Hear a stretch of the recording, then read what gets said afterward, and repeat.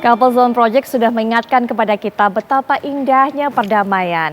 Jadi Anda bisa bayangkan, kalau kita bisa damai dengan semuanya, hidup akan lebih tenang, lebih nyaman, dan berdamai itu rasanya tidak salah. Kalau saya bilang dasarnya, esensinya dari perdamaian adalah saling memaafkan. Berdamai dengan diri sendiri, kita memaafkan diri sendiri. Berdamai dengan orang lain, kita memaafkan kesalahan orang lain. Seperti dipesankan tadi juga oleh Ustazah Kotrunada. Maka kesempatan ini, Hari Raya Idul Fitri, jadikan kesempatan momen baik untuk saling memaafkan. Nah, ini kembali lagi ke yang kita perbincangkan sebelum jeda, Bunda.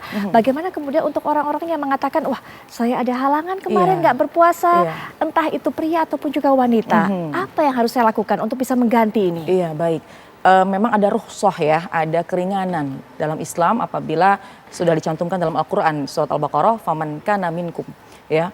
Apabila kalian dalam keadaan maridon au ala safarin, ketika sakit, ketika musafir, ya, musafir melewati 2 marhalah, ya, artinya dengan jarak tertentu, bukan jarak yang dekat ya, tapi ada jarak tertentu, itu boleh untuk tidak berpuasa dan mengganti puasanya di hari yang lain. Nah, ini ada keringanan dalam Islam, ada kemudahan, tapi tentunya kalau memang kita mampu tentunya dalam keadaan sehat, kemudian tidak dalam bepergian yang 2 marhalah ya, dengan jarak tertentu, maka kita wajib untuk melakukan puasa di bulan Ramadan. Betul. Kalau sekiranya kita memang tidak bisa puasa di Ramadan, biasanya ini kaum perempuan ya, kaum hawa ketika memang haid gitu ya, atau udzur atau bahkan yang sakit. Betul. Ganti di hari yang lain. Kita punya 11 bulan setelah bulan Ramadan, ada bulan Syawal, lanjut lagi Zulqaidah, Zulhijjah, terus itu adalah waktu-waktu yang bisa kita ganti puasa kita, ya, yang tertinggal, puasa yang memang kita tidak lakukan karena memang dalam keadaan udzur atau ada asbab syariah, maka kita bisa lakukan mengganti puasa tersebut di bulan yang lain. Baik. Nah, cuma memang ketika khususnya kepada ibu-ibu yang hamil nih ya, ketika ibu yang hamil dia sanggup untuk berpuasa, dia rasa dia sehat untuk menjalankan ibadah puasa, tapi dia khawatir mungkin janin di dalam perutnya takut kurang asupan, atau bahkan ketika seorang ibu menyusui dia pun juga khawatir anak atau yang disusuin ini tidak mendapatkan nutrisi yang baik, asupan yang baik gitu ya, dia mampu, maka dia wajib mengqadha puasa di hari yang lain ditambah dengan membayar fidyah. Membayar fidyah. Kenapa seperti itu? Karena dia meninggalkan puasa bukan disebabkan pada dirinya, bukan disebabkan karena dirinya, tapi mengkhawatirkan orang lain. Kan dia mampu nih puasa, cuma dia khawatir kepada anaknya. Nah, itu boleh untuk tidak berpuasa di bulan Ramadan. Membayar fidyah. Tapi dengan tambahan, bukan hanya qadha tapi membayar fidyah. Ada hitung-hitungannya mungkin Bunda Betul. soal membayar fidyah ini? Betul, ada hitung-hitungannya bahwa satu mud ya, satu mud dari makanan pokok kita. Kalau kita kan mungkin beras di sini ya, itu hitungannya kurang lebih sekitar 6 ons beras. Berapa hari yang ditinggalkan, maka dikali dengan kurang lebih 6 ons beras dalam satu hari. Diberikan kepada fuqara wal masakin, kepada orang-orang yang fakir, yang miskin, yang memang membutuhkan. Baik, untuk mereka yang menerima, apakah bisa kita yang menentukan atau harus melalui lembaga amil zakat dan sebagainya? Sebenarnya amil zakat memudahkan ya, karena pasti punya kriteria-kriteria, sudah punya standarisasi mustahik atau asnaf yang wajib menerima zakat ya, atau itu kan terkait dengan zakat fitrah atau zakat mal. Tapi kalau kita sendiri bisa menentukan, kita melihat oh ini orangnya fakir, ini orangnya miskin ya, itu silahkan saja didistribusikan sendiri. Baik. Perbedaan fakir dengan miskin, kalau fakir itu ia sama sekali tidak memiliki pemasukan. Ya, fakir itu benar-benar nggak punya pekerjaan. Dia nggak tahu, bingung besok mau makan apa. Itu namanya golongan fakir. Tapi kalau miskin, dia punya penghasilan, dia punya pemasukan, tapi tidak mencukupi kebutuhan dalam hari-harinya. Dia punya income misalnya dalam 1 bulan 3 juta. Tapi ternyata kebutuhannya 4 juta. Ya, nah itu termasuk kategori miskin yang bisa kita berikan hal tersebut. Baik, Bunda, adakah kemudian keutamaan bagi orang-orang yang kemarin tidak menjalankan ibadah puasa, entah karena sakit dan berbagai macam alasan lainnya, untuk bisa segera mengganti puasa tersebut? Karena ini juga kalau kita lihat masyarakat banyak nih terjadi, nanti tarsok.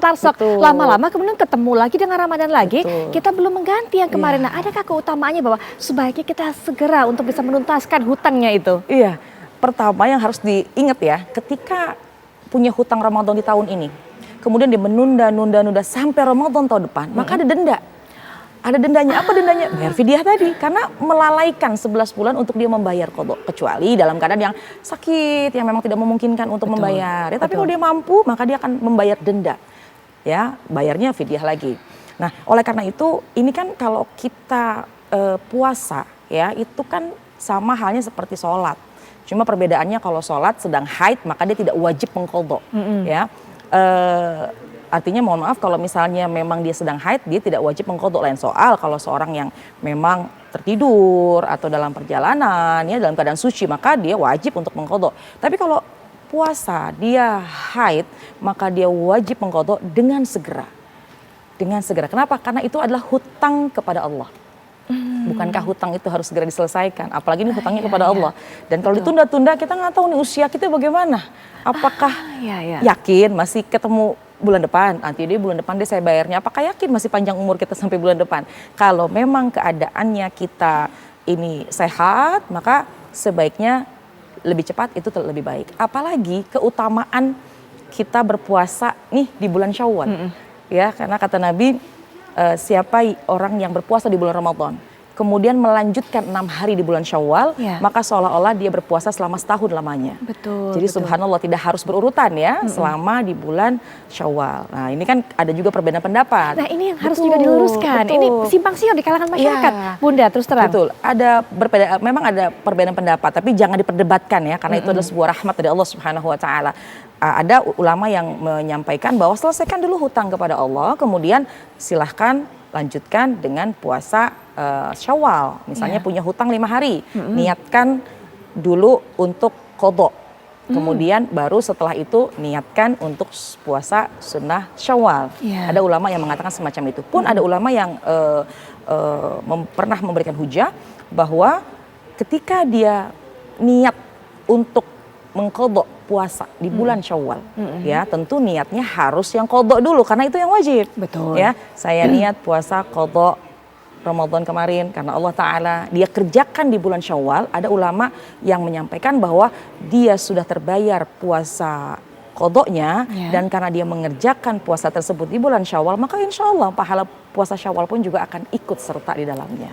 Baik. Nah, soal puasa Syawal sendiri, 6 hari ini tadi sudah dikatakan oleh Ustazah bahwa tidak harus berurutan. Nah, ini juga masih juga simpang siur, ada beberapa pendapat juga di kalangan masyarakat.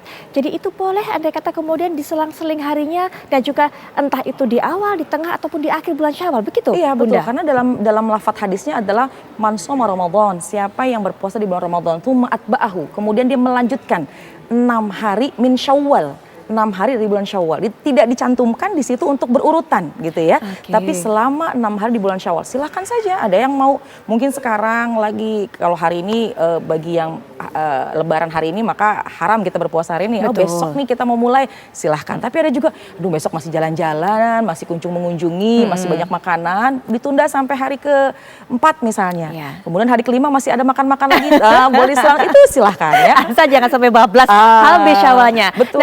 Nah, mungkin terakhir bisa diberikan pesan kepada masyarakat agar bisa memanfaatkan bulan Syawal ini untuk bisa melakukan ibadah sunnah di bulan Syawal apa saja, mungkin secara singkat bisa dijelaskan. Baik, sesungguhnya Ramadan itu adalah sebuah bulan pendidikan buat kita, di mana begitu banyak sekali kebaikan-kebaikan, ibadah-ibadah yang sangat mudah kita kerjakan. Ya, tidak salah ketika kita gembira, kemudian kita hari ini mungkin Qur'annya lupa nih karena banyak yang kunjung mengunjungi gitu ya. Sholat sunnahnya juga kayaknya kurang nih dibanding bulan kemarin karena kita sering lagi banyak keluar. Tapi ingat, ketika semangat kita di bulan Ramadan ini masih sangat kental ya, kita rasakan di bulan Syawal, maka jangan tunda-tunda itu.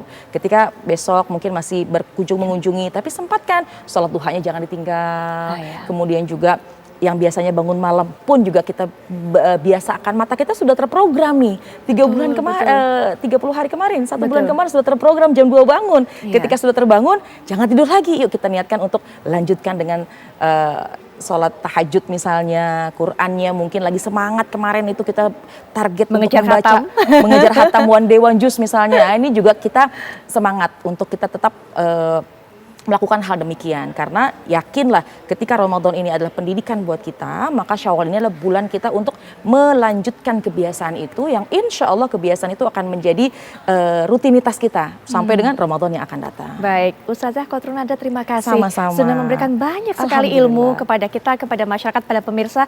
Insya Allah kita menjadi insan yang lebih baik di bulan Syawal. Dan juga seperti kata Ustazah tadi, berupaya keras untuk bisa meneruskan kemarin ibadahnya kencang begitu kan. Nah ini kembali gencar di bulan Syawal. Terima kasih sekali. Sama-sama. Wassalamualaikum warahmatullahi Waalaikumsalam wabarakatuh. warahmatullahi